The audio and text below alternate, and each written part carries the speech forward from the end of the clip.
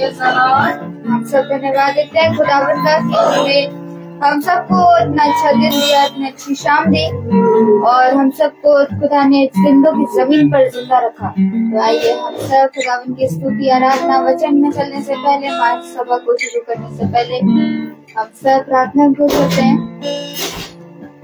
पापा धन्यवाद देते हैं इस पूरे दिन से जो आज आपने हम लोगों को दिया। जिस पापा मैं आपसे प्रार्थना करती हूँ, ना जाने में अपने आपके विरुद्ध मुंह के जितने भी पाप सब पापों से जिस पापा मैं आपसे प्रार्थना करती हूँ कि हम सबको समझ को दे दीजिएगा कि हम सब आपके वचन में और अच्छे से चलने वाले हो पाए और भी घर खोलने वाले हो पाए।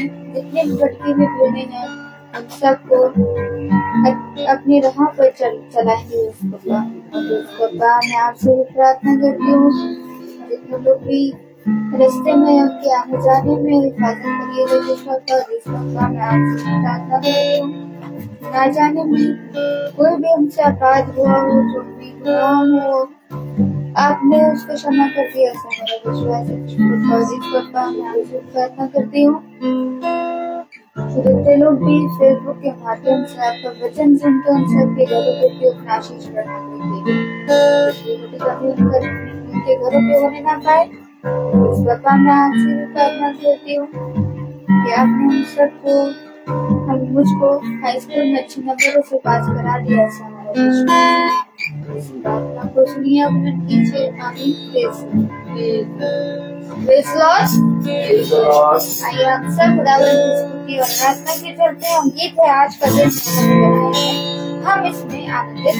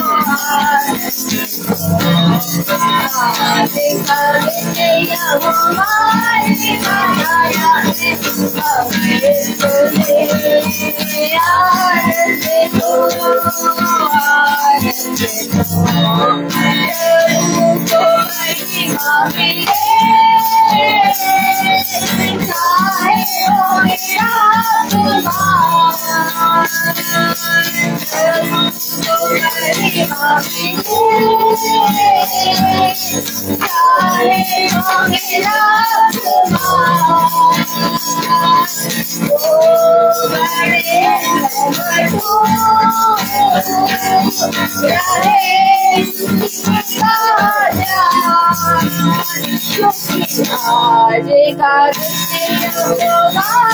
का बनाया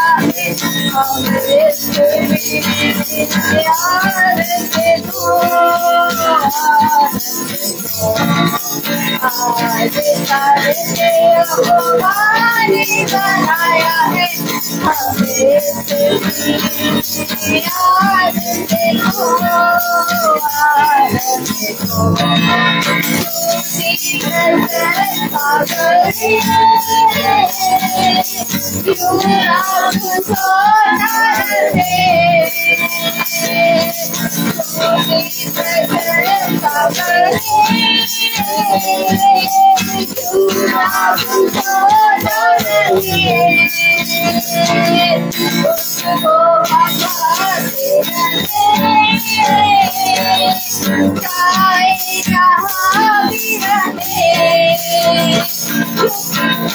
हमरे यार से तो आज का बनाया है हमरे यार से तो आज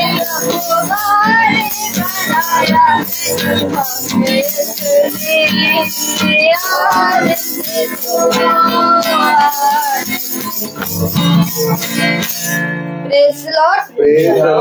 आइए हम सब वचन क्यों चलते हैं जो खुदावन के दास हम सब के लिए लेकर आए हैं। Hallelujah, praise the Lord. सच में बहुत महान है हमारा खुदा भाई। Praise the Lord.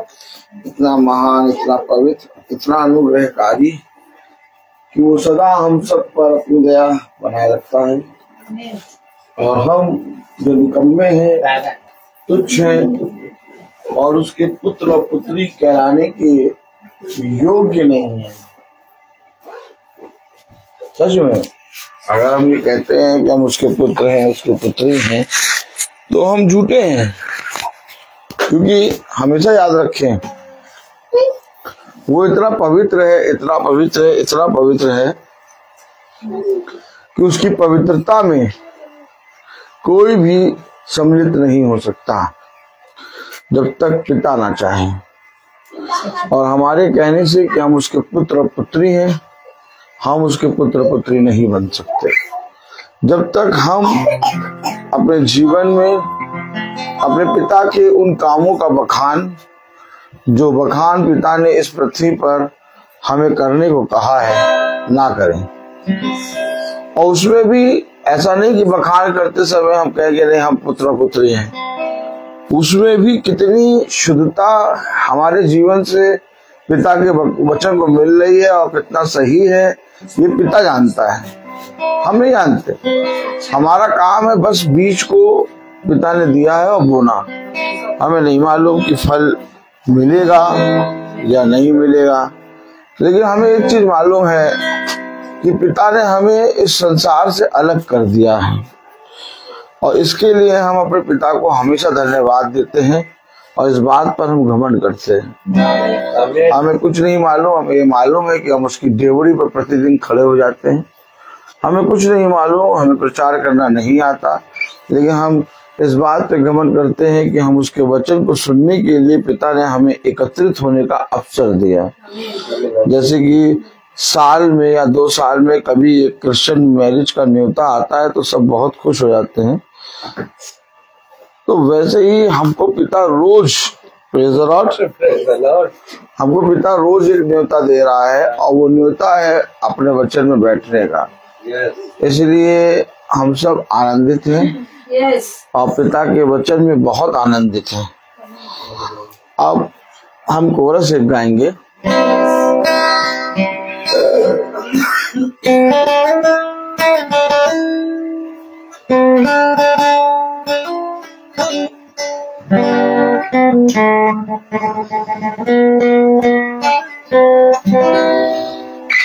तेरी स्तुति मैं करूं, आराधना करूं, दिल से, दिल से तेरी स्तुति मैं करूं, आराधना करूं दिल से, दिल से तेरी स्तुति मैं करूं, आराधना करूं दिल से, दिल से मेरी सांसों में तेरा नाम रहे, मेरी सांसों में तेरा नाम रहे, हे प्रभु तू ही तू, तेरी स्तुति मैं करूं, आराधना करूं दिल से, दिल से तेरी स्तुति मैं करूं, आराधना करूं दिल से, दिल से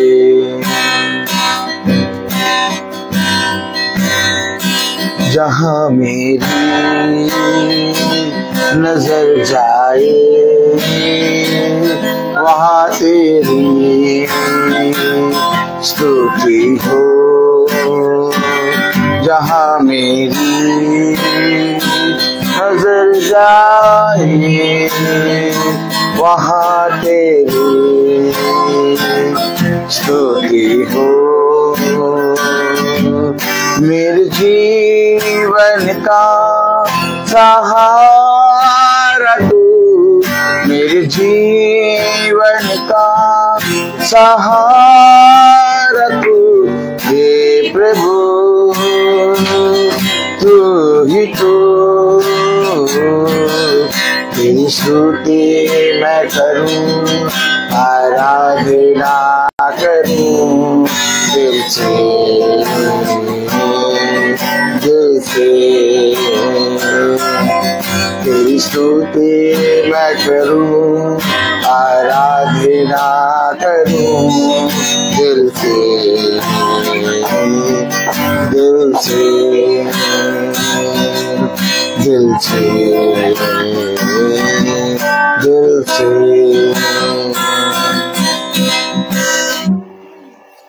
प्रेज़ द लॉर्ड, हालेलुया। सच में हम जो उसकी स्तुति और आराधना करते हैं, इस पृथ्वी पर बहुत ही कम जने हैं जिनको पिता ये अवसर देता है, क्योंकि पशु पक्षी तो जानते हैं और जीव जंतु भी जानते हैं और ये सृष्टि भी जानती है कि किसकी आराधना करनी चाहिए और किसकी नहीं, परंतु जिसे मैंने अपने स्वरूप और अपनी समानता में बनाया, जिसे मैंने अपना पुत्र और पुत्री होने का अधिकार दिया, वही मुझे नहीं जानते और जीवन भर अंधकार में वे बने रहते हैं। बंद कर दीजिए, पानी बह रहा है। Praise the Lord. इसलिए बहुत जरूरी है कि हम अपने जीवन से किस समय में कहां पर क्या बोलते हैं और अपने खुदावन की आराधना हम जब करते हैं तो हम ये बहुत जरूरी है देखने के लिए कि हमारे जीवन से किसी भी वस्तु या किसी भी चीज की आराधना ना हो सके, क्योंकि हमारा उद्देश्य है कि हम अपने जीवन भर अपने सृष्टिकर्ता की आराधना करें और उसने जिसने हमें इस पृथ्वी पर रचा बनाया उसके प्रति ईमानदार बने।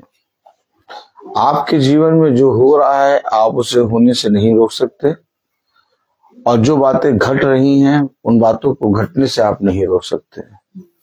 जो हो चुका है उसके विषय में आप कुछ भी नहीं कर सकते और जो आने वाले समय में आने वाला है उसके विषय में भी आप कुछ भी नहीं कर सकते। लेकिन एक आशा, एक विश्वास पिता ने हम मसीहों को दिया है। मसीहों के पास एक ऐसी आशा है, एक ऐसा विश्वास है कि वे अपने अधिकार को जानते हैं। हमेशा याद रखिए कि जब पिता ने अपने शिष्यों को पास बुलाया तो उन्हें अधिकार दिया। क्या दिया? अधिकार दिया। और वचन बताता है युद्ध में जाने वाला योद्धा जब तक उस विद्या को और उस रीतिश को धारण ना करे तब तक वो उस युद्ध में विजय नहीं प्राप्त कर सकता। तो हमें पिता ने बताया है अधिकार, हमें पिता ने अधिकार दिया है, हमें पिता ने इन बातों का बखान करा है। मसीही का जीवन पिता ने एक अधिकारी के रूप में रखा है। सच है। हाँ, बहुत से अंधकार के काम है, बहुत से घटी है, बहुत सी पीड़ाएं हैं, लेकिन इसके बावजूद तुम्हारे पास एक अधिकार है। उसने अधिकार, बार बार अधिकार आ रहा, अधिकार आ रहा है। क्या करें, वचन कुछ और खोला है और वो अधिकार पे ले जा रहा है। Praise the Lord, hallelujah.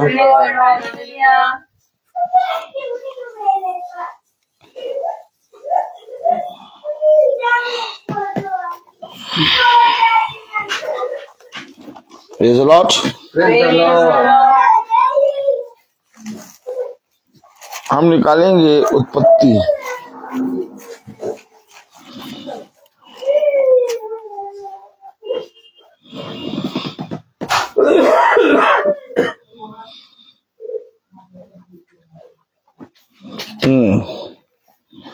उत्पत्ति उसका पहला अध्याय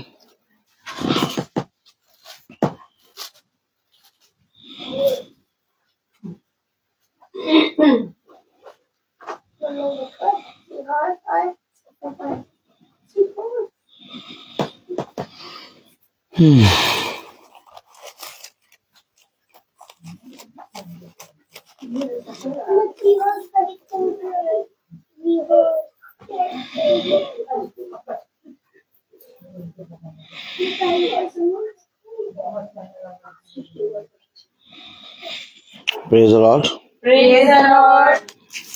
उसका पहला अध्याय और उसकी 26वीं आयत हम सब पढ़ेंगे। वचन को आदर देने के लिए और महिमा देने के लिए अपने स्थानों पर खड़े होंगे और हम निकालेंगे उत्पत्ति पहला अध्याय और उसकी 26वीं आयत। फिर खुदा ने मनुष्य को अपने स्वरूप के अनुसार अपनी समानता में बनाया और वह समुद्र की मछलियों और आकाश के पक्षियों और परिरूप पशुओं और सारी पृथ्वी पर और सब रेंगने वाली जंतुओं पर जो पृथ्वी पर रेंगते हैं अधिकार रखे। खुदावन का वचन जो कि पवित्र है, इस पवित्र वचन को खुदा हम निकम्मों को अपने वचन में चलने की समझ और बुद्धि दे। आमीन। अब सब अपने स्थान पर बैठ जाएं।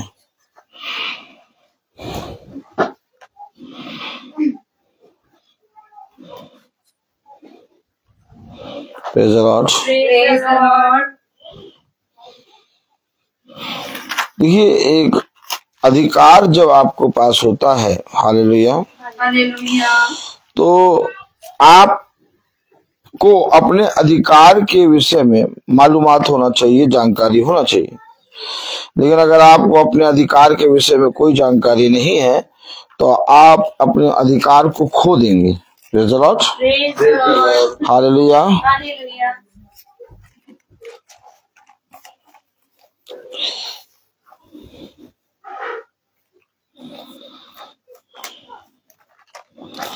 कलाम बताता है, वचन बताता है।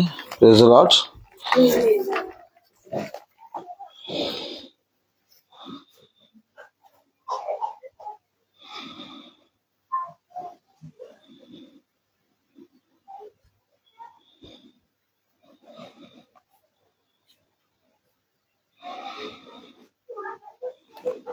हम्म उत्पत्ति 1:26 में कह रहा है, फिर खुदा ने कहा। देखिए, हमेशा याद रखिए, मसीही जीवन हम देखते हैं कि इस संसार में एक मसीही जीवन हर एक जना जीना चाहता है। हर एक ईसाई एक मसीही जीवन जीना चाहता है, लेकिन इसके बावजूद वो अपने जीवन में एक मसीही जीवन क्यों नहीं जी पाता? कभी आपने सोचा ये बात? हर एक ईसाई अपने आप को एक मसीही कहता है। हर एक ईसाई अपने जीवन में अपने आप को खुदा का पुत्र और पुत्री कहता है, लेकिन वो उसको कहने के बाद भी वो पुत्र और पुत्री रह नहीं पाता और वो मसीही बन नहीं पाता। लोगों को आपने कहते सुना होगा कि हम मसीही हैं, मसीही समाज। लेकिन मसीही के अंदर होता है अधिकार। उस स्त्री ने जो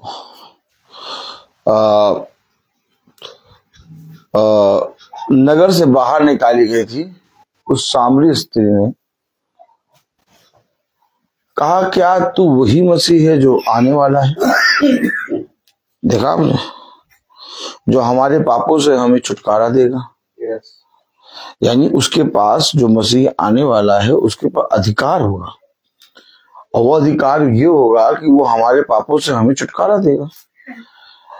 अगर हम आज मसीही अपने आप को कहते हैं, तो इससे पहले कि हम मसीही बोले, हमारे पास कुछ अधिकार होगा। क्योंकि उत्पत्ति उसका 1 अध्याय और उसकी 26वीं आयत में खुदा ने अपने वचन में कहा, फिर खुदा ने कहा हम मनुष्य को अपने स्वरूप के अनुसार अपनी समानता में बनाएं, और वो समुद्र की मछलियों और आकाश के पक्षियों और घरेलू पशुओं और सारी पृथ्वी पर और सब रेंगने वाले जंतुओं पर जो पृथ्वी पर रेंगते हैं अधिकार रखे। अब अधिकारी बार बार जाके नहीं पूछेगा कि भैया मैं ये काम कर सकता हूँ, ये काम कर सकता हूँ। Praise the Lord, hallelujah. बताइए, अधिकारी क्या करता है? जल्दी बताइए। अधिकारी बार बार पेपर में साइन करने से पहले जा जाके पूछता, मेरा ये अधिकार है भैया? भैया मेरा ये अधिकार है? कि अधिकारी को मालूम होता है कि उसको किस पेपर पे साइन करना है और कहाँ तक उसका अधिकार है, कहाँ तक नहीं, और वो बिना किसी से पूछे उस पेपर पे साइन करता है। और जब उसके ऊपर का पेपर होता है तो वो कहता है ये मेरे हाथ में नहीं है। तो अधिकारी यानी अधिकार रखे। अब खुदा ने एक मसीह को एक अधिकार रखने के लिए और एक अधिकारी करके बना दिया। अब हम अपने जीवन में किस तरीके से चल रहे हैं कि हम उन अधिकारों के विषय में जानते ही नहीं। कलाम में क्या लिखा, वचन में क्या लिखा? कलाम में लिखा है, उत्पत्ति उसका 1 अध्याय, एक बार रुकिएगा, हाँ, और उसकी 26वीं आयत में कि सब रेंगने वाले जंतुओं पर जो पृथ्वी पर रेंगते हैं अधिकार रखे। हालेलुया। और फिर कलाम में लिखा है, प्रेज़ द लॉर्ड, हालेलुया।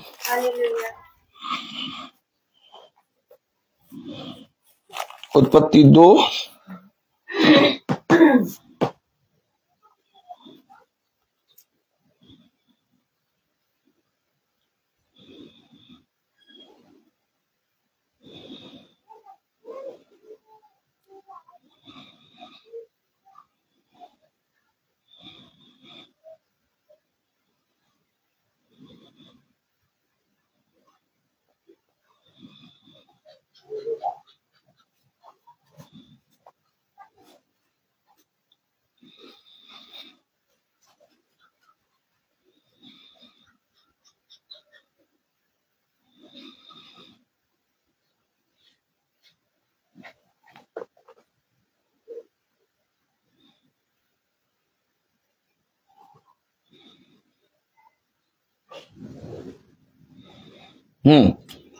उत्पत्ति 3 पहली आयत। यहोवा खुदा ने जितने बड़े पशु बनाए थे उन सब में सर्प धूर्त था।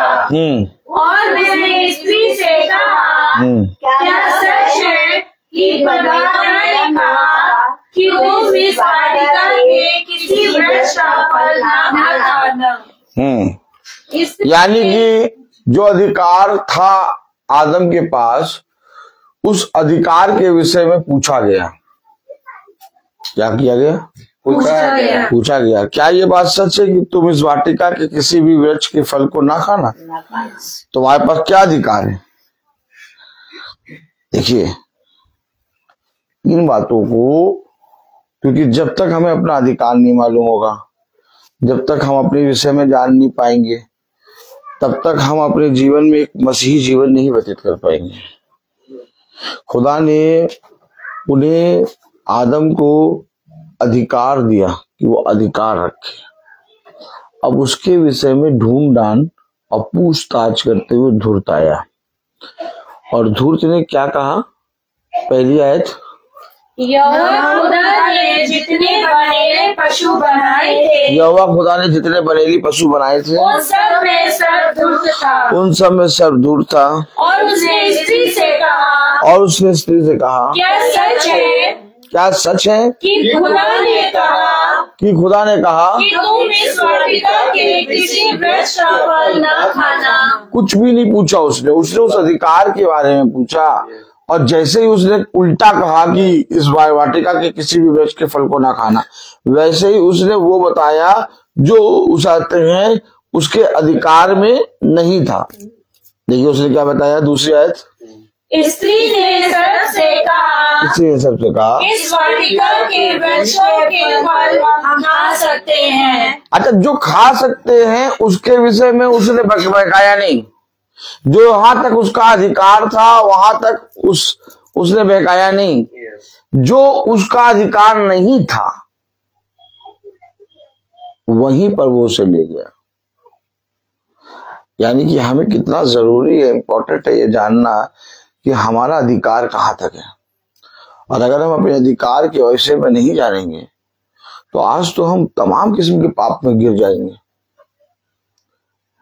जहां तक अधिकार था वहां तक उसने कुछ नहीं करा, लेकिन जहां अधिकार उसका नहीं था वहीं पर वो उसे ले गया।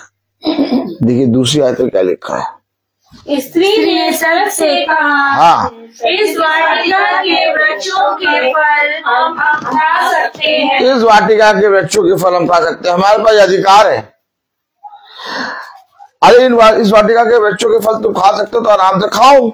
लेकिन उसने क्या करा आगे, पर जो वृक्ष वाटिका के बीच में है, उसके फल के विषय में खुदा ने कहा है कि ना तो तुम उसको खाना और ना उसको छूना, नहीं तो मर जाओगे। यानी हमारा ये अधिकार नहीं है कि हम उसे खाएं। हमारा अधिकार ये है कि हम इस वाटिका के सारे वृक्षों के फल खा सकते हैं। और हमारे पास ये अधिकार पिता ने हमें दिया है, लेकिन हमें ये अधिकार नहीं दिया कि हम इस वाटिका के बीच के वृक्ष के फल को खाएं। आगे अब देखिए, जो अधिकार नहीं है, जो उसको आज्ञा नहीं दी, अब उसी के विषय में वो कह रहा है। क्या कहा, स्त्री से कहा, तुम निश्चय न मरोगे, वरन खुदा आप जानता है कि जिस दिन तुम उसका फल खाओगे, उसी का फल क्यों खा लोगे? उसी का फल क्यों खाने को कहा? कि उसने क्यों कहा कि जिस दिन तुम उसका फल खा लोगे तुम निश्चय नहीं मरोगे? क्यों? क्योंकि जो अधिकार हमारे पास नहीं है, शैतान उन्हीं कामों में हमको आगे करता है। और जो अधिकार हमारे पास है, उन अधिकारों का हमारे पास से सामर्थ्य तुरंत चला जाता है। आदम और हव्वा के पास जो अधिकार था, वो अधिकार उनके जीवन से खो गया। क्यों खो गया? क्योंकि उसने उस काम में उनको आगे करा जिसमें उनका अधिकार नहीं था। ठीक यही जिंदगी है, यही जीवन है। कुछ ना करें आप। आपको हमको जो मसीही को पिता ने जो अधिकार दिया है, अगर हम उस अधिकार के अंदर, उस वाचा के अंदर रह के काम करते हैं, हम महफूज हैं। लेकिन जहां हम उस अधिकार को लांघ के जाते हैं, उस वाचा को लांघते हैं, उस अधिकार को लांघ के जाते हैं, तो वो जो हमारे पास हजारों रुपए और कई उत्तम मोरों से बढ़कर वचन है, वो भी हमारा खो जाता है।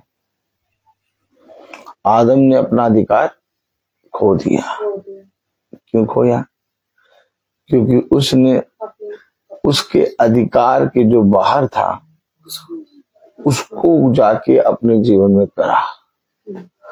आज हम अपने अधिकार को कैसे खो रहे हैं?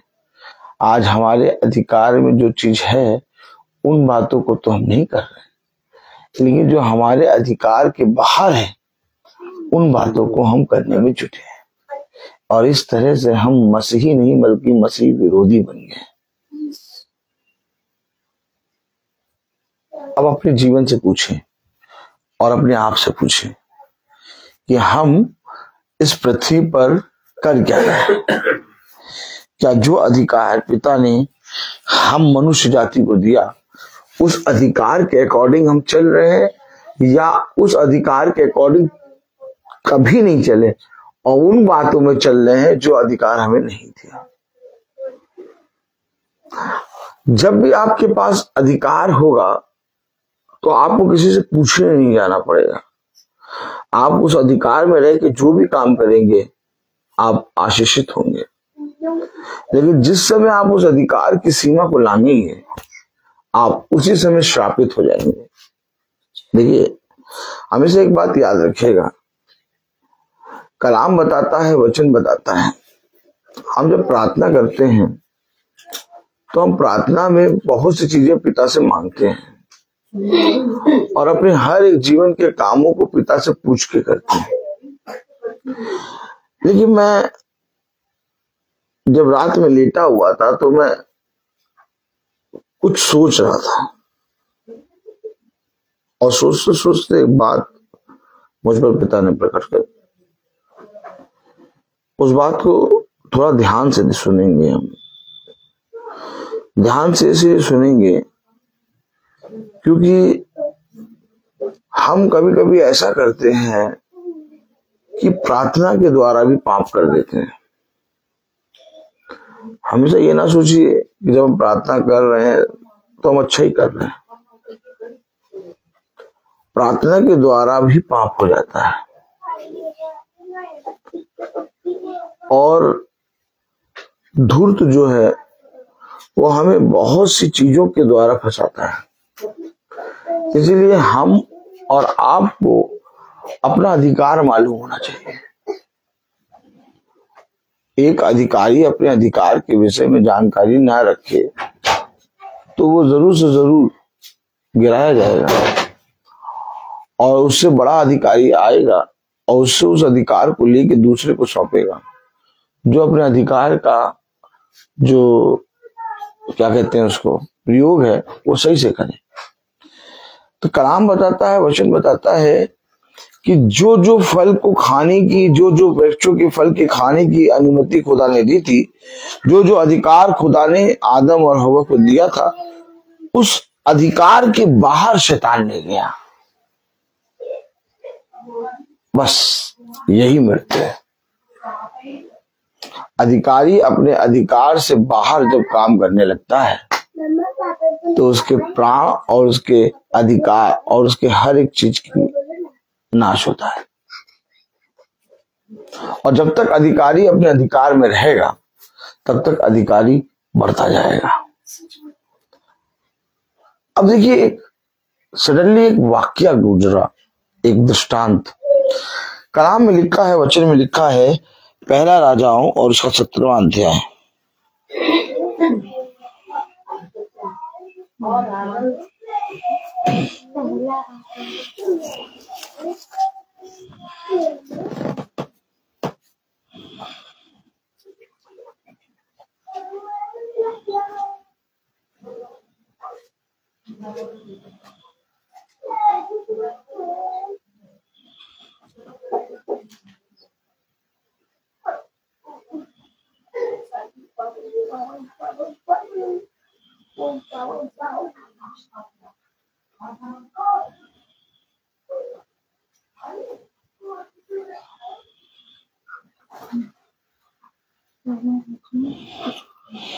Praise the Lord. Praise the Lord. पहला राजाओं उसका 17वां अध्याय उसकी पहली आयत पढ़े। और तिशबी एलिया जो गिलाद के परदेशियों में से था, उसने अहाब से कहा, इस्राएल का खुदा यहोवा जिसके सम्मुख मैं उपस्थित रहता हूँ, उसके जीवन की शपथ इन वर्षों में मेरे बिना खाए न तो मेघ बरसेगा और न ओस पड़ेगी। एलिया ने कब खुदा से पूछा कि मैं ऐसा कहूं? एलिया गया और कह रहा कि जब तक मैं ना कहूंगा। देखिए वचन को समझिए। एलिया ने क्या कहा? जब तक मैं ना। अरे एलिया, तुमको पहले खुदा से पूछना चाहिए था,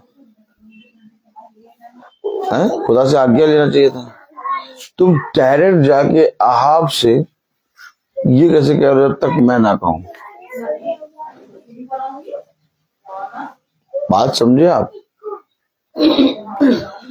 यानी कि जो अधिकार भविष्यवक्ता के पास होता है और वो अपने उस अधिकार के विषय में जानता है, तो वो उस अधिकार को इस्तेमाल करता है। अर्थात जब एक भविष्यवक्ता, एक प्रॉफिट को मालूम है कि मैं खुदा का दास हूं, तो वो रोगी के पास जाता है और कहता है मैं खुदावन यीशु मसीह के नाम में कहता हूं कि तेरा रोग तुझसे दूर हो जाए, और वो रोग उससे दूर हो जाता है। उस रोग को दूर करने के लिए वो यीशु मसीह से नहीं पूछता कि क्या मैं इसके लिए प्रार्थना करूं कि नहीं। क्यों? क्योंकि उसको मालूम है कि खुदा ने मुझे चंगाई करने का वरदान दिया है, मुझे दुष्ट आत्माओं को निकालने का वरदान दिया है, मुझे भविष्यवाणी करने का वरदान मिला है, मुझे प्रचार करने का वरदान मिला है, मुझे एक दूसरे के लिए प्रार्थना करने का वरदान मिला है।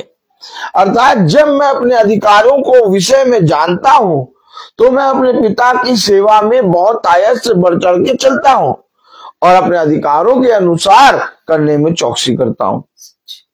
अब अगर खुदा ने कहा कि इस वाटिका के सारे वृक्षों के फल तू खा सकता है, तो अब आदम और हव्वा किसी भी वृक्ष का फल खाने से पहले खुदा से नहीं पूछेंगे, वह उस वृक्ष के को आज्ञा देंगे और वो वृक्ष की डालियां नीचे आके उनको वो फल देंगी।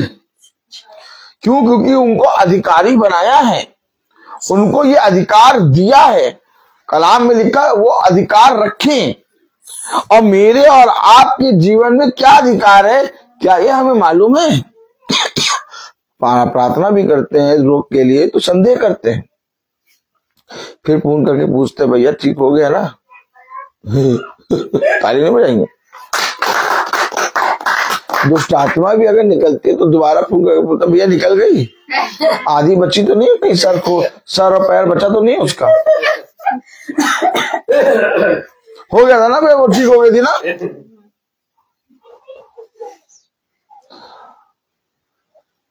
देखिए हमेशा याद रखिए,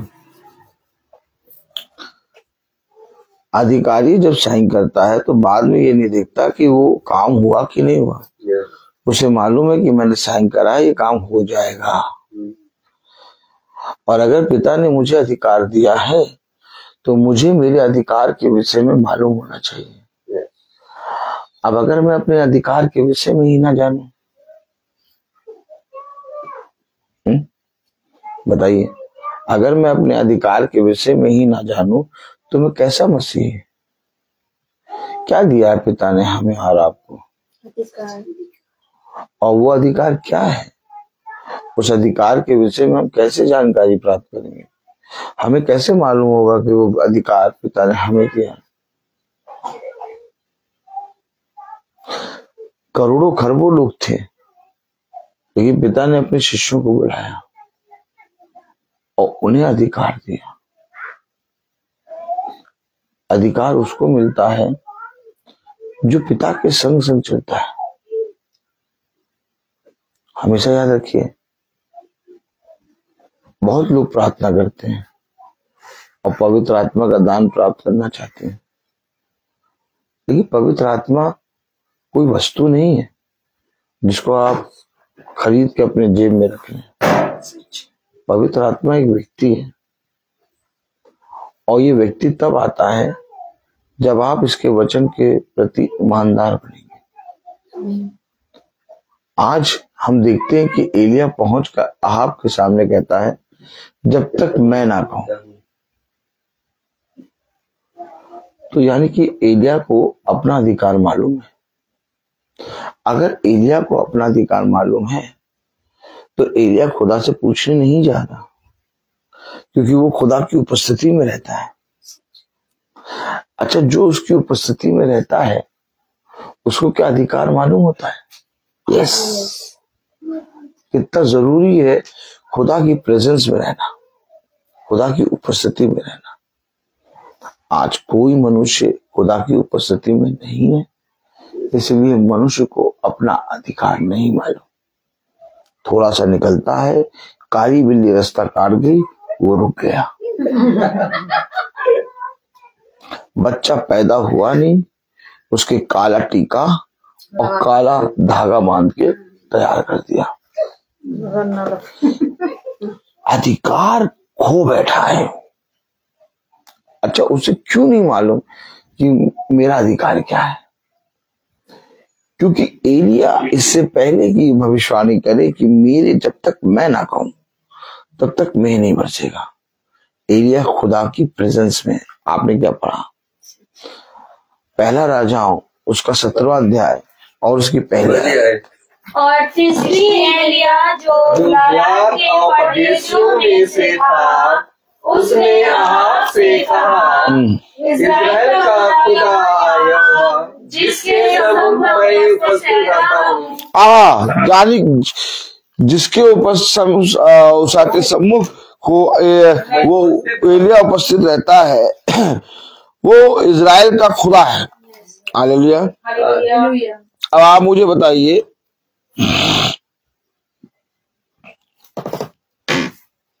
उसको उसका अधिकार कैसे मालूम? कैसे उसने कहा जब तक मैं ना कहूं?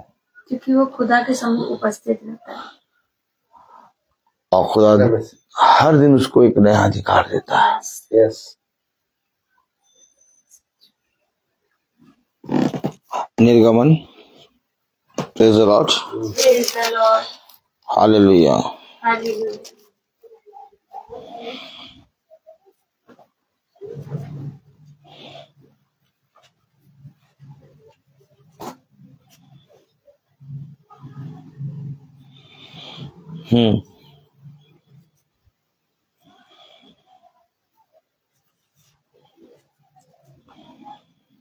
तीसरा अध्याय।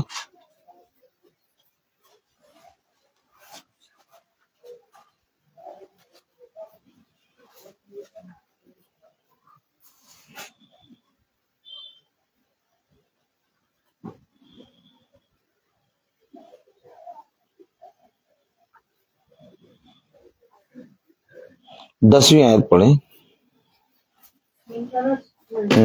इसलिए मैं तुझे फिरौन के पास भेजता नहीं मालूम कहाँ भेजते हो, क्यों भेजते हो, मुझे क्यों भेजते हो, नहीं मालूम। किसे नहीं मालूम? मूसा को। मूसा को नहीं मालूम क्यों भेज रहे हो, फिरौन के पास क्यों भेज रहे हो। लेकिन मूसा खुदा की उपस्थिति में है, खुदा की प्रेजेंस में है। मूसा जब से जन्मा तब से मूसा के अंदर अलग अलग कार्य होते जा रहे थे। मूसा उस फिरौन की बेटी ने जिसको पाला, उनके बीच में रह के भी वो इजरायलियों के प्रति प्रेमी था। देखिए, आप समझिए, क्योंकि मूसा के अंदर बचपने से एक अधिकार था और जिसके विषय में मूसा नहीं जानता था। अब आप समझ रहे हैं? नहीं समझ रहे? अधिकारी होते हुए भी मूसा नहीं जानता था लेकिन मूसा को खुदा ने तैयार किया था।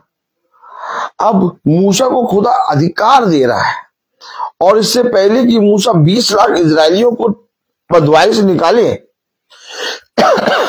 मूसा को खुदा अधिकार दे रहा है कि तू कैसे कैसे चलेगा, कहां कहां जाएगा, कैसे कैसे बोलेगा। नहीं मालूम, हमें नहीं मालूम कि हमें आज दिन भर में क्या काम करना है, हमें नहीं मालूम कि हमें आज दिन भर में किस राजा के सम्मुख खड़ा होना है। लेकिन खुदा की उपस्थिति में चलने के कारण खुदा हमें ये बात बताता है कि तुझे मैं आज इस राजा की उपस्थिति में भेजूंगा और तुझे मैं आज इन कामों के विषय में बताऊंगा, क्योंकि मैंने तुझे अधिकारी नियुक्त किया है। आप समझे? नहीं समझे? अगर उस समय खुदा ने मनुष्य को ये सामर्थ्य दी कि वो अधिकार रखे, भाई आपने उत्पत्ति में क्या पढ़ा था कि वो वन, पशु, पक्षी, पृथ्वी पर रेंगने वाले सारे जीव जंतुओं पर अधिकार रखे। अगर उस समय पिता ने मनुष्य को अधिकार रखे वाला मुकाम दिया, तो आज भी खुदा ने मनुष्य को अधिकार रखने वाला स्थान दिया है। लेकिन आज मनुष्य का अधिकार कहाँ है? क्योंकि वो उसकी उपस्थिति में नहीं है, और उपस्थिति में ना होने के कारण जो अधिकार दिया उस अधिकार के अकॉर्डिंग वो काम कर ही नहीं रहा है, बल्कि उस अधिकार के बाहर काम कर रहा है। नहीं समझे? पति पत्नी के विरोध में बोल रहा, पत्नी पति के विरोध में बोल रही, बच्चे माँ बाप के विरोध में बोल रहे, घर में झगड़े हो रहे, रगड़े हो रहे। इतना कठिन तरीके से मनुष्य धन कमा रहा है, इतनी कठिनाई से धन कमा रहा है कि एक एक पैसा के लिए वो अपने आप को पूरी रीति से निचोड़ रहा है, और बहुत कठिनाई से धन कमा के वो घर पे लाता है, और उस धन को जो वो कठिनाई से कमा के लाता है वो धन उसके घर में आके शापित हो जाता है, और वो धन की रोटी जब वो खाते हैं तो वो एक दूसरे के विरोध में बोलते हैं।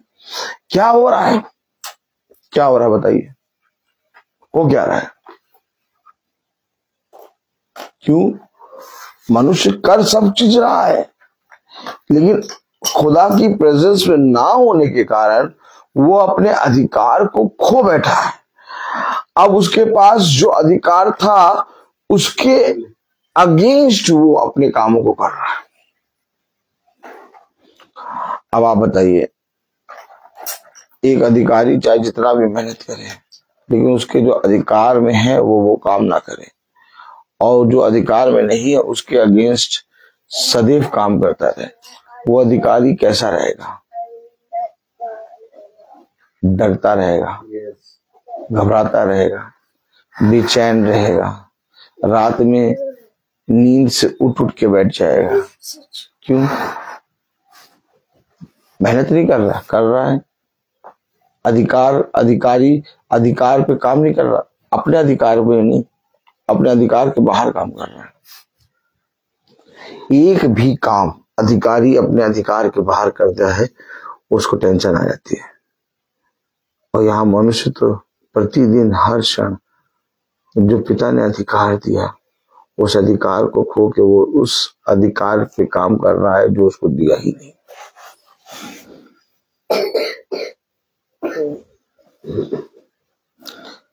क्यों आखिर हम पिता के वचन में प्रतिदिन चले?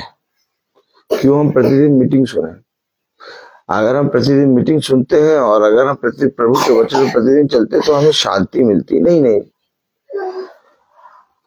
अब हमें ये मालूम हो गया कि हमें क्या करना चाहिए और क्या नहीं करना चाहिए। अब हमें मालूम हो गया कि जो काम हम कर रहे हैं उन कामों को करते समय हमें किन बातों की समझ होनी चाहिए। अब अगर हम उस अधिकार के बाहर काम करते हैं तो हमें भय लगता है, हम विचलित होते हैं, हम अपने पिता के सम्मुख खड़े नहीं हो पाते। पहले हम संसार में चलते थे कोई भय डर नहीं था। लेकिन आज हम इस संसार में जब कुछ अलग हटके काम करते हैं तो हम अपने पिता के सम्मुख नहीं खड़े हो पाते। आज हम अपने पिता से आंख नहीं मिला पाते।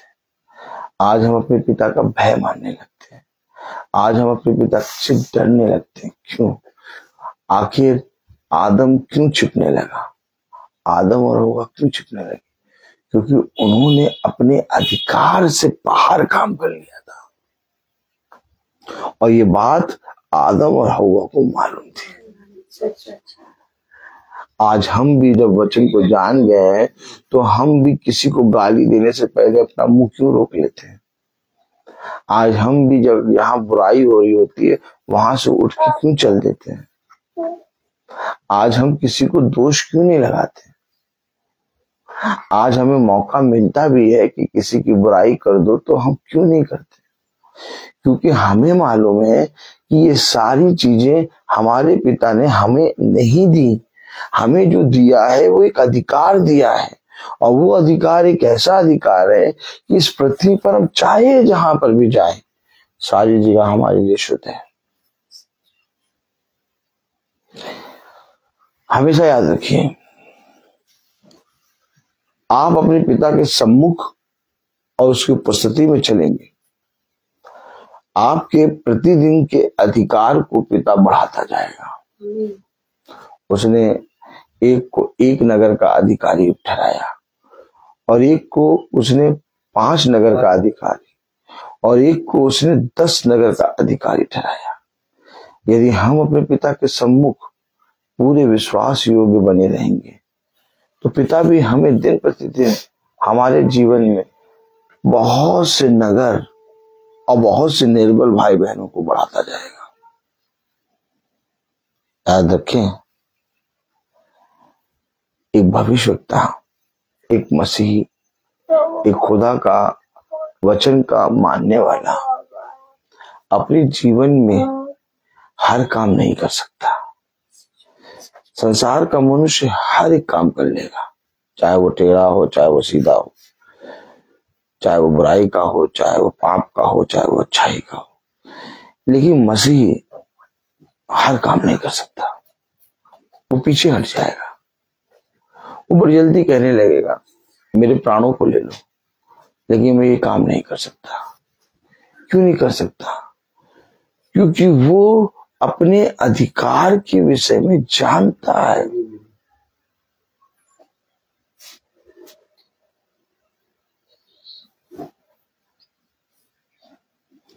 स्वर्ग के राज्य में वही अधिकार आपको पहुंचाएगा। वहां पर आपकी खूबसूरती, या तो आपके शरीर को, या तो आपके पृथ्वी पर कितने वर्ष काम किया, ये नहीं देखा जाएगा। वहां आपका अधिकार देखा जाएगा कि तुमने इस पृथ्वी पर रहते अपने पिता की आज्ञाओं को मानना सीखा, और जो अधिकार तुम्हें दिया गया तुमने उस अधिकार का मिसयूज तो नहीं किया। और अगर तुम उस अधिकार में, उस आज्ञाओं में खरे उतरे तो वही तुम्हारे लिए टोकन बनेगा स्वर्ग के राज्य में प्रवेश करने का। याद रखिए, हमेशा याद रखिए। बताइए, एलिया कैसे कहने लगा कि जिस खुदा की उपस्थिति के सामने मैं रहता हूं तब तक मैं ना कहूं तब तक मैं नहीं बसेगा। ये कहते समय उसने खुदा से पूछा है? क्यों नहीं पूछा? क्योंकि वो उपस्थिति में है, उपस्थिति में है। एक आयत और पढ़ेंगे, उत्पत्ति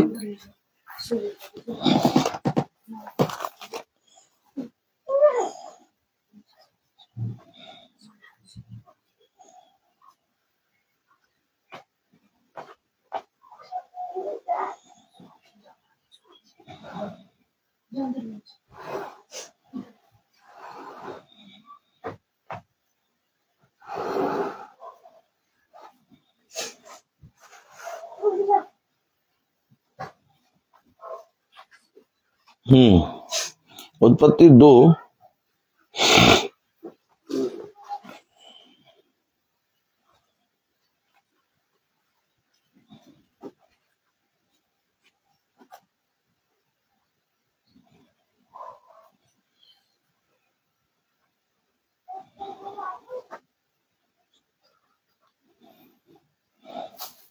उत्पत्ति 2:19।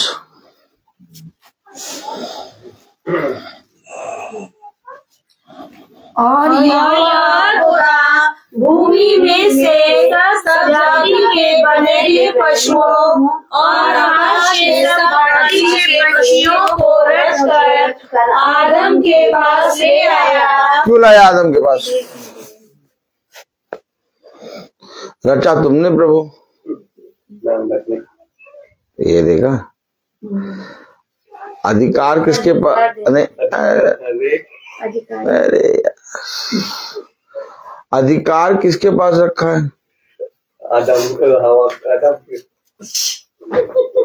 अधिकार किसके पास रखा है? अधिकार खुदा के पास है। अधिकार खुदा ने आदम और हवा के पास रखा है।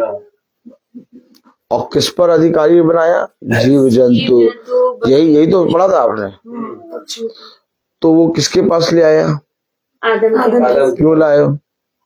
अब बहुत बड़ा अधिकारी के पास तुम पहुंच जाओ, बहुत बड़े पूरे लखनऊ के नंबर 1 अधिकारी के पास पहुंच जाओ, लेकिन पेपर पे तुम्हारे उस अधिकारी ने छोटे वाले अधिकारी का साइन होना है। वो कहेगा मैं साइन कर दूंगा तो भी तुम्हारा काम नहीं होगा, क्योंकि जब तक वो अधिकारी तुम्हारे इस पेपर पे साइन ना करे। देखा है आपने?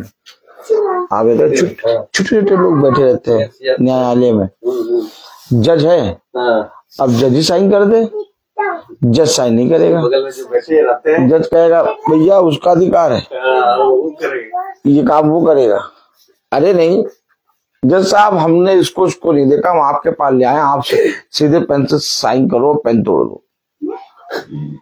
जज कहेगा नहीं, मेरा जो अधिकार है मैं वो करूंगा, उसका जो अधिकार हो। अरे जज साहब आप कहीं साइन कर दे काम ना हो।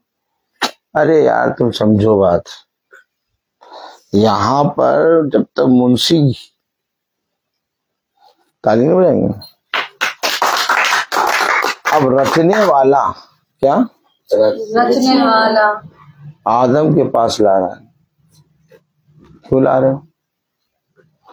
क्योंकि अधिकार आदम के पास है। और ये जरा सही से, और यहोवा खुदा भूमि में से सब जाति के बनेले पशुओं और आकाश के सब जाति के पक्षियों को रचकर आदम के पास ले आया। अब मैं कहूँ कि मैंने वचन कोई और खोला था और प्रचार कुछ और हो रहा। अधिकार अधिकार बार बार देखिए, अधिकार पे क्या प्रचार हो गया। अब आप समझे, मैंने खोला कुछ और था वचन, और जब मैं बोलने लगा तो पता नहीं क्यों अधिकार अधिकार आने लगा। क्यों सृष्टिकर्ता अर्थात क्यों खुदावन यीशु मसीह जब देह में आया तो यूहन्ना बपतिस्मा देने वाले के पास आया।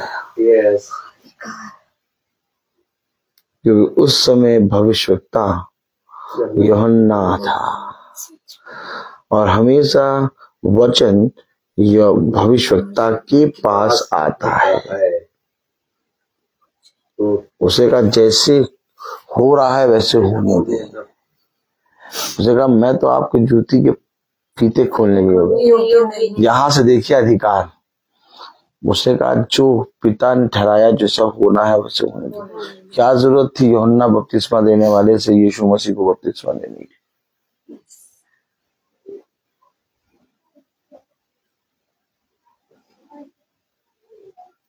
समझ रही माला में?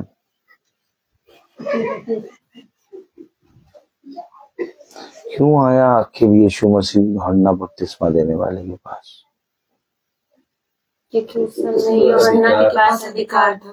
क्योंकि भविष्यवक्ता प्रॉफिट हुआ है, और वचन बताता है कि हमेशा अपने समय के नबी के पास वचन पहुंचता है, और शब्द देह बना। और हमारे बीच में। आदि में वचन था, वचन खुदा के साथ था और वचन ही खुदा। तो वो वचन आ रहा था नबी के पास, इसलिए यूहन्ना बपतिस्मा देने वाले के पास यीशु मसीह आया। इसलिए ये अवश्य कि जो हो रहा है वो होने दो। ठीक इसी तरीके से आदम के पास खुदा उन रचने वाले जीव जंतुओं को लेके आ गया। क्यों? आखिर खुदावन जिसने क्रिएट करा वो आदम के पास ला रहा है। 19वीं आयत पूरी पढ़े। और यहोवा खुदा भूमि में से सब जाति के बनैले पशुओं और आकाश के संपाती के पक्षियों को रचकर आदम के पास ले आया। आदम के पास ले आया, रच के। अरे रच दिया, बना दिया, सब बहुत बढ़िया तरीके से कलरफुल कर दिया, सब पूरा कर दिया। आप नाम रख दो प्रभु। नहीं नहीं नहीं नहीं, नहीं। उनको बनाने का अधिकार आदम के पास नहीं था, लेकिन खुदा के पास है। उसने बनाया और बना के लाया आदम के पास। अब पढ़ो कि वह उनका क्या क्या नाम रखा है और जिस जीवित प्राणी का जो जो नाम आदम ने रखा वही उसका नाम हो गया। वही नाम हो गया। अधिकारी ने नाम रखा, हो गया ना, पेपर आपका पास हो गया। बाइबल इस तरीके से हमें समझाती है। और आज ईसाई कहाँ छलांग लगाता है? भविष्यवक्ताओं की नहीं सुनते। अरे कोई भविष्यवक्ता नहीं, कोई भविष्यवक्ता नहीं। हम सीधे छलांग लगा के यीशु मसीह के पास पहुंचे। और स्वर्ग में एक खिड़की है ही क्या? हाँ, एक जने बता रहे स्वर्ग में एक खिड़की है। मरियम ने वो खिड़की खोल रखी है और अपने भक्तों को उस खिड़की से प्रवेश करा देता। हाँ, आप सोच रहे हो भाई ऐसे बोल रहा, भाई वो बोल जो लोगों के मुंह से सुना। सच बात है। वो कहते हैं कि स्वर्ग में खिड़की भी है। मरियम अपने अभिषिक्तों को, अपने प्यार करने वालों को उस खिड़की से बटोर ले जाती है। तो खिड़की से तो स्त्री उसको निकाल लेके आती है जो व्यभिचार करती है। भाई द्वार से कौन आता है? द्वार से पति आता है, पत्नी आती है। खिड़की से कौन आता है? व्यभिचारी। तो द्वार कौन है? खुदा। और उसने कहा मेरे सिवा कोई दूसरा द्वार ही नहीं है। सच है, सच है। अब वो बता रहे कि सुना था, क्या सुना था? इस बार नहीं, अभी थोड़े दिन सुना था आपने। स्वर्ग में नहीं, स्वर्ग में पहले तो कहने लगे कि स्वर्ग में एक द्वार है, वहां से सब प्रवेश करेंगे, लेकिन हम लोगों के लिए हमारी मरियम ने एक खिड़की भी खोल रखी है स्वर्ग में। अब वो खिड़की 2 पल्ले की है कि 1 पल्ले की है, नहीं मालूम।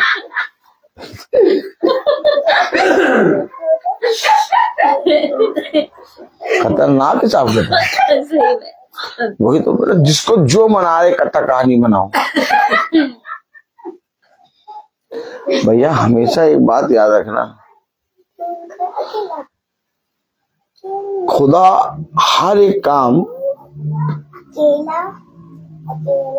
उस अधिकारी के बिना नहीं करेगा जब तक वो अधिकारी ने आपके लाइफ, आपके जीवन में सिग्नेचर ना किया।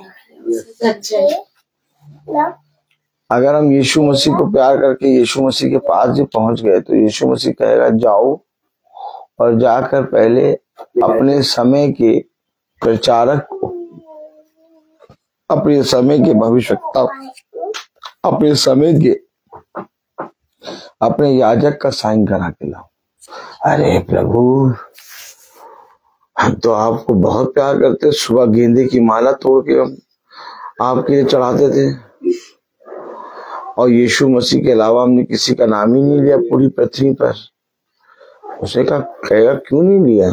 तुम्हें ये चाहिए था कि तुम अपने भविष्यवक्ताओं की बातों को सुनते। बाइबल हमें जो सिखाती है वो जंप मारना नहीं सिखाती है, जंप मारना नहीं सिखाती। वो कहती है सकरे मार्ग से चलो, बहुत परेशानियां आएंगी, बहुत अंधकार आएगा, बहुत ज्यादा परेशानियां आएंगी, बहुत ज्यादा लोग बोलेंगे, लेकिन चलो इसी से। अब सकरे से कौन जाना चाहता है? सब चौड़े से जाते कि नहीं? सकरे से कोई जाना चाहेगा? लेकिन बाइबल कह रही है धन्य वो मनुष्य जो सकरे मार्ग से प्रवेश करता है, क्योंकि उसका प्रतिफल बड़ा होगा।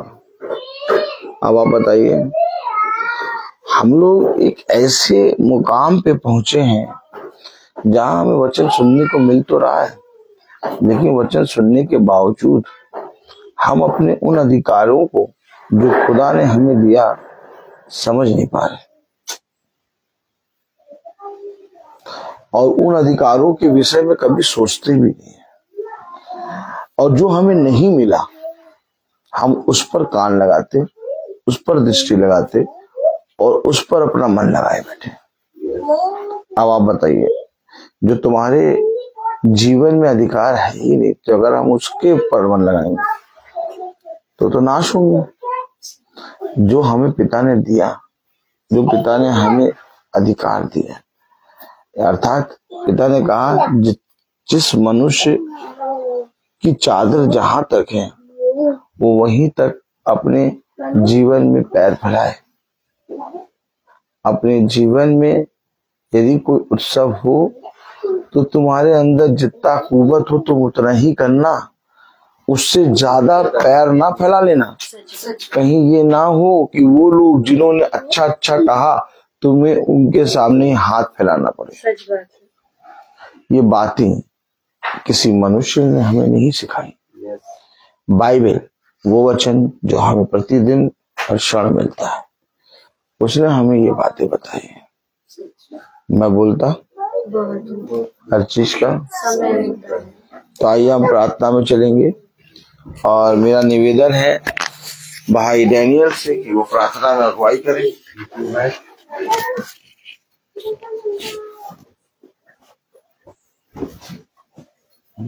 एक गवाही है। सभी को प्रेज द लॉर्ड।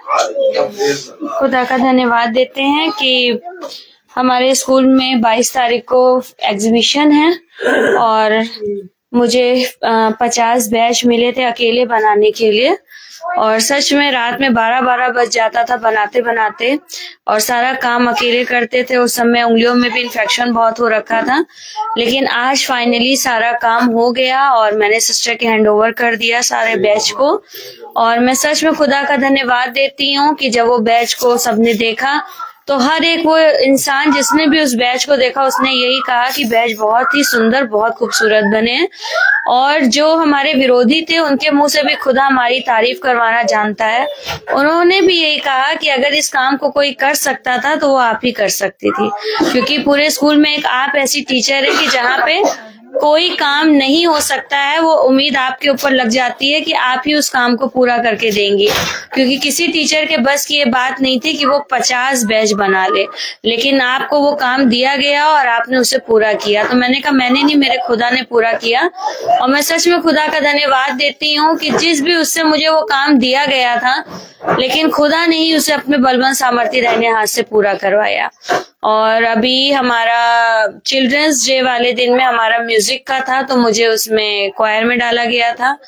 और सच में मैं खुदा का धन्यवाद देती हूँ कि हमारी बिल्कुल भी प्रैक्टिस नहीं हो पा रही थी, क्योंकि केवल 3 प्रोग्राम बिल्कुल लाइन से लगे हुए थे, स्पोर्ट डे, चिल्ड्रंस डे और ये आपका जो 22 तारीख को है एग्जीबिशन। और हमारा जो सेंट जॉन वियानी चर्च है वो भी पूरा टूट के शुरू से अभी बिल्कुल नया बना है, तो उसका भी उद्घाटन है उसी दिन। तो सच में बिल्कुल टाइम नहीं मिल रहा था, बहुत सारे काम एक संग हो गए थे, लेकिन खुदा ने अपने बलवंत सामर्थ्य दाहिने हाथ से उस काम को ही पूरा कराया। और जब हम लोगों ने गीतों को गाया तो सब यही कह रहे थे कि गीत बहुत अच्छे हुए और आप लोगों ने बहुत अच्छा गाया। और मैं खुदा का धन्यवाद देती हूँ कि 2 दिन पहले ही मेरा गला बैठ रहा था, खांसी आ रही थी, लेकिन सामने ही जो हमारे सर हैं एल्विन सर, उन्होंने बिल्कुल सामने हमें रखा और कहने लगे कि मैम आप माइक में रहेंगी। मैंने कहा सर मेरा गला नहीं ठीक है। कहने लगे कोई बात नहीं। फिर मैंने उनसे बाद में कहा कि सर आपसे एक बात करनी है, तो बोले हाँ बोलिए। मैंने कहा हम खुदा के गानों से क्यों नहीं शुरुआत करते हैं। हमने कहा हम लोग तो मसीह लोग हैं और हमारा मिशनरी स्कूल है, तो हम खुदा के गानों से क्यों नहीं उद्घाटन करते हैं। फिर मैंने भाई के लिए उनको बताया कि वो भी ऐसा म्यूजिक टीचर है और मैंने कहा वो अपने स्कूल में जब प्रोग्राम कराते हैं तो मैंने कहा खुदा के भी गाने होते हैं और सच में दिल को छू लेने वाले होते हैं। उन्होंने इस बात को उस समय तो कुछ नहीं बोला, वो चुप रहे। और उसके बाद जब हम नीचे उतर के आ गए तो उन्होंने हमसे कहा मैम सुनिए। हमने कहा बताइए। कहने लगे आगे से कोई भी प्रोग्राम होगा तो आप और हम खुदा के गाने से शुरुआत करेंगे। मैं सच में खुदा का धन्यवाद देती हूँ कि मैंने ये बात बोली और सर ने इस बात को सुना, क्योंकि वो भी बहुत अच्छे हैं और बहुत दुआ बंदगी में भी हैं।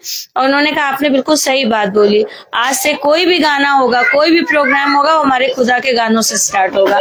मैं सच में खुदा का धन्यवाद देती हूँ हर एक बात के लिए।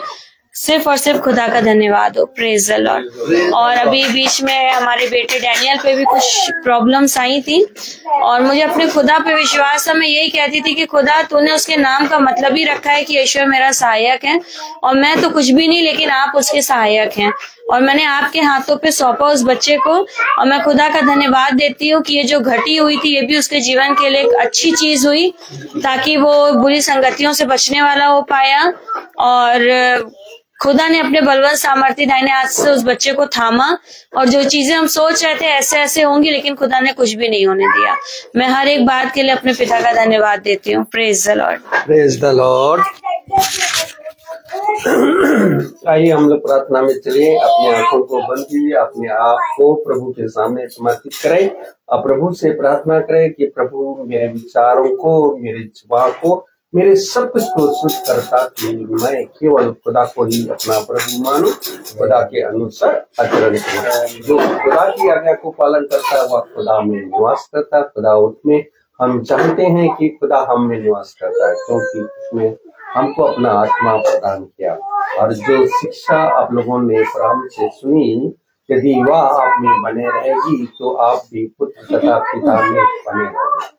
प्रभु यीशु मसीह ने हमें यह प्रतिज्ञा दी, वह है आनंद जीवन। जो खुदा की इच्छा को पूरी करता है वह बना रहता है। ये प्रभु अपने सेवक पर कृपा दृष्टि तुम्हारी ज्योति मनुष्यों के सामने चमकती रहे, जिसे तुम्हारे भले कर्मों को देखकर तुम्हारे स्वर्ग पिता की महिमा करें। ये प्रभु तू अनादि आनंद काल है। खुदावन मैं आपको धन्यवाद देता हूँ, क्योंकि तूने इस संध्या बेला में हम लोगों को एकत्रित किया, आपका वचन को सुना और हम लोग उस वचन के अनुसार हम लोग जान सके और उस वचन में हम बने रहे। खुदावन मैं आपको धन्यवाद देता हूँ कि जो भी यहाँ पर जितना भी लोग उपस्थित हैं, आपका जो वचन को सुने हैं खुदा, ताकि उसको ग्रहण करने की सामर्थ्य दीजिए, ताकि वह उस वचन के अनुसार चल सके और उस वचन में बने रहे। खुदावन हमारे छोटे चुन के सब के लिए मैं यही दुआ करता खुदा, जो भी इस महासभा में जो वचन सुनाया गया, ताकि उस वचन को ग्रहण कर सके और उस वचन के अनुसार चल सके। खुदावन आपने हम मनुष्यों को तो हम लोगों को अधिकार दिया खुदा, ताकि उस अधिकार को हम कायम कर रखें और उस अधिकार के द्वारा हमें चल सके कि जो आपने जो भी आज्ञा दी है, जो भी वचन दी है खुदा, ताकि उस वचन को ग्रहण करके और उस वचन में बने रहें। खुदावन मैं जितने भी हमारे छोटे झुंड में है खुदा, ताकि जो यूट्यूब या फेसबुक द्वारा देख रहे हैं, ताकि उनके लिए भी मैं यही दुआ करता हूँ खुदा, ताकि आपका अनुग्रह उन पर भी बना के रखे, आपका कृपा, आपका दया और आपकी आत्मा उन लोगों पर उड़लते रहे, कि ताकि आपका वचन को सिर्फ में ग्रहण कर सके और उस वचन में बने रहे। खुदावन हम अपने भाई के लिए भी यही दुआ करता हूँ कि वह दिन प्रतिदिन वह आपका वचन को प्रचार करते हैं, ताकि उनको भी बहुत तायत से आशीष दीजिए, ताकि वह इसी तरह वह और भी हमारे ये घर घर जाकर के और वह आपका वचन को प्रचार कर सके, और नगर नगर जाकर वह आपका वचन को प्रचार कर वो बहुतायत से उनको सामर्थ्य दीजिए, ताकि वह नगर नगर जाकर आपका वचन को प्रचार करें। खुदावन, इस घराने में जितने भी यहाँ उपस्थित हैं उनको सभी आपका अनुग्रह, आपकी कृपा, आपकी दया उन पर भी छाए रहे खुदा, ताकि सारे परिवार आपका वचन में बने रहे और उस वचन के अनुसार चल सके। खुदावन, जितने भी हमारे छोटे झुंड में जो बीमार है उनके लिए भी खुदा हम यही दुआ करते हैं, ताकि आपका आत्मा उन पर भी बने रहे, आपका अनुग्रह उन पर भी छाए रहे खुदा, ताकि वह आपका वचन को सुन सके और उस वचन में बने रहे। यही हम दुआ करते हैं हमारे प्रभु यीशु मसीह के नाम पर, आमीन। हमारे पिता तू जो स्वर्ग में है, तेरा नाम पवित्र माना जाए, तेरा राज आए, तेरी इच्छा जैसे स्वर्ग में है वैसे धरती पर भी पूरी हो। हमारा प्रतिदिन का आहार हमें दे और हमारे अपराध क्षमा कर, जैसे हम अपने अपराधियों को क्षमा करते हैं, और हमें परीक्षा में न डाल परंतु बुराई से बचा, क्योंकि बादशाह, कुदरत, महिमा, जलाल सना आपकी है, आमीन। अब हमारे खुदावन यीशु मसीह का फजल, खुदा बाप की मोहब्बत, ताकत और शनाख्त हमें से हर एक विश्वासी जन के साथ अच्छे रहना पाकर खुशी दे, आमीन। धन्यवाद धन्यवाद धन्यवाद, सारी आशीषों के सोते धन्यवाद, धन्यवाद धन्यवाद धन्यवाद, सारी आशीषों के सोते धन्यवाद, सारी आशीषें आदि ऊपर से, हालेलुया। धन्यवाद धन्यवाद धन्यवाद, सारी आशीषों के सोते धन्यवाद।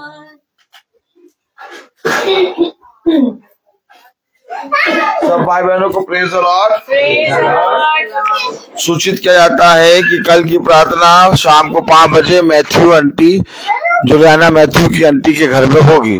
प्रेज द लॉर्ड भाई, praise the Lord sister, praise the Lord sister, praise the Lord sister, praise the Lord, praise the Lord brother, praise the Lord sister, praise the Lord sister, praise the Lord sister. अच्छा, praise the Lord brother. सब भाई बहनों को praise the Lord.